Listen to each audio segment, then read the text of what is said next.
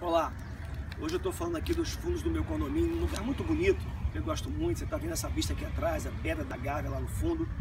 Mas uma coisa que você não pode perceber é o quão suja e fedida é a água desse canal, desse rio aqui embaixo de mim. Você não consegue perceber o lixo, você não consegue perceber a nojeira. Para mim está sendo difícil falar aqui do lado por conta do odor fétido. Você talvez não consiga perceber que lá no fundo tem ali uma favela crescente, lá mais atrás uma outra comunidade que recentemente aí pelas chuvas foi inundada pelas águas.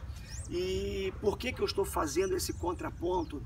Porque esse contraponto, esse paradoxo aqui, né, para não falar esse abismo que existe entre o que você está vendo e a realidade que me cerca, tem muito a ver com a nossa vida, porque nós vivemos numa sociedade assim.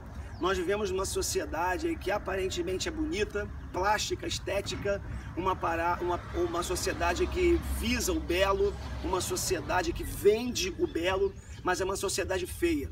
É uma sociedade marcada pela injustiça, pela perseguição, é uma sociedade de contrastes absurdos e que vai se destruindo, se deteriorando cada vez mais.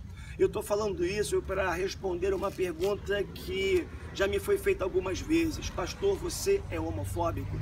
E como nós vivemos numa sociedade marcada pela injustiça, pela perseguição dos diferentes, vivemos numa sociedade marcada por coisas tão feias, embora tente vender uma imagem de bela, mas é uma sociedade muito feia. Eu preciso falar para você algumas coisas importantes aqui. Primeiro que há pouco tempo um jovem me procurou e ele tinha receio, né? Uma pessoa que eu tinha uma relação muito próxima, e tenho ainda hoje, porque mesmo depois dele ter me procurado, nós continuamos nos encontrando, tomando um café juntos, conversando sobre tantas coisas da vida, e ele falou: pastor, eu sou homossexual. Só que ele tinha muito receio de revelar a sua homossexualidade para mim, porque achava que eu era homofóbico. Um outro caso, eu estou me aventurando em mais uma graduação e estava na faculdade fazendo um trabalho, era um trabalho em grupo, um teste psicológico que a gente precisava aplicar, e primeiro aplicamos uns nos outros, e estava num grupo e tinha uma menina com a sua namorada. E um grupo pequeno, quando eu preenchi os dados e coloquei a minha atividade, pastor, a primeira pergunta que ela me fez foi: você é homofóbico? E ali eu tive a oportunidade de conversar com ela numa conversa muito franca e falar algumas coisas para ela importantes. Falei para ela o seguinte, e dentre outras coisas: se a minha filha, uma das minhas filhas, chegasse em casa e falasse: pai, eu estou namorando uma menina, eu não escorraçaria a minha filha, uma delas, de casa, eu não proibiria de vir para a minha casa com a sua namorada, eu não deixaria de amá-la ou amá-las da forma como eu amo, mas eu também nunca deixaria de me posicionar e de falar o que eu penso, com todo o amor que eu tenho pelas minhas filhas. E aí eu não sei se ela ou elas aguentariam manter essa relação, tendo que ouvir do pai aquilo que o pai pensa a respeito. Mas eu não quero ficar na minha experiência.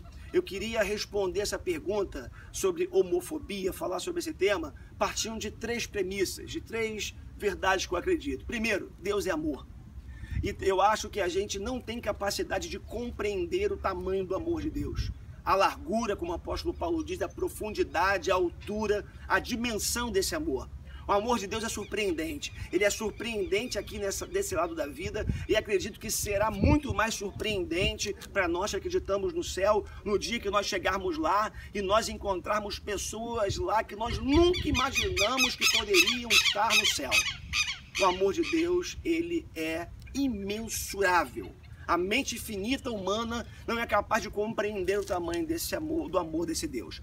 A segunda premissa que eu quero trabalhar com vocês é: Deus é amor, é a primeira. A segunda é: esse Deus que é amor manda que nós amemos as pessoas. E da mesma forma, usando o mesmo critério, incondicionalmente.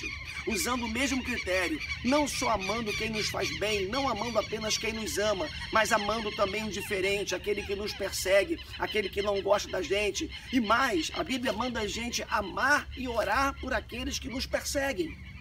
Percebam que Deus estabeleceu um padrão para o seu próprio amor, porque a Bíblia define Deus como sendo amor, e ele diz: amem com base nesse mesmo amor que eu estou ensinando para vocês.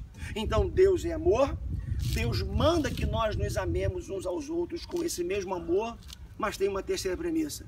Esse Deus que manda que nós nos amemos, Ele não quer que nós amemos o outro, ou venhamos tentar amar o outro mais do que Ele, o próprio Deus que é amor, ama essas pessoas.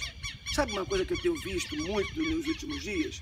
Algumas pessoas dizendo amarem as outras, elas tentando amar as pessoas mais do que o próprio Deus as ama. E eu deixo te dizer uma coisa, isso é impossível. Nenhum ser humano é capaz de amar ao outro mais do que o próprio Deus, o Criador, as ama. Agora, passando pela tentativa de amar as pessoas mais do que o próprio Deus, as pessoas têm confundido algo muito importante. Elas acham que amar é aceitar tudo. Elas acham que amar é concordar com tudo. Elas acham que amar é passar a mão na cabeça, trazer para junto e nunca falar para o outro o que pensa. Nunca falar para o outro só a respeito dos princípios, dos valores do reino de Deus. E aí tem-se um problema grande. Porque quando a gente tenta amar alguém mais do que o próprio Deus, e a gente vai passando a mão na cabeça das pessoas, porque nós queremos provar que amamos, não é verdade? Queremos que essas pessoas nos vejam como pessoas que as amam de verdade, a gente deixa de refletir o verdadeiro amor de Deus por elas. Deus sabe que se a gente não entender a vontade dEle, não observar o padrão que Ele estabeleceu para a nossa vida, simplesmente nós morreríamos. E sabe qual é o cenário que a gente tem na sociedade hoje? Assim como essa água está morta, quase 0% de oxigênio nela, como estava aqui mais cedo um pouco um pesquisadores técnicos da USP fazendo uma análise dessa água e me informou que o oxigênio é quase zero. A nossa sociedade está assim, ou porque alguns não querem conhecer o amor desse Deus, ou porque outros têm tentado amar as pessoas mais do que o próprio Deus as ama, e não têm falado para essas pessoas desse amor integral, que é um amor que diz, venha como você está, mas não permaneça do jeito que você chegou. Portanto, a pergunta, pastor, você é homofóbico? Eu digo, não sou. Amo aqueles que Deus tem trazido para perto de mim para que eu ame, e tenho ido ao encontro de pessoas, caminhando com pessoas diferentes, inclusive homossexuais. Mas faz parte desse amor expor a verdade, falar do amor integral de Deus, não concordar com tudo que essas pessoas fazem.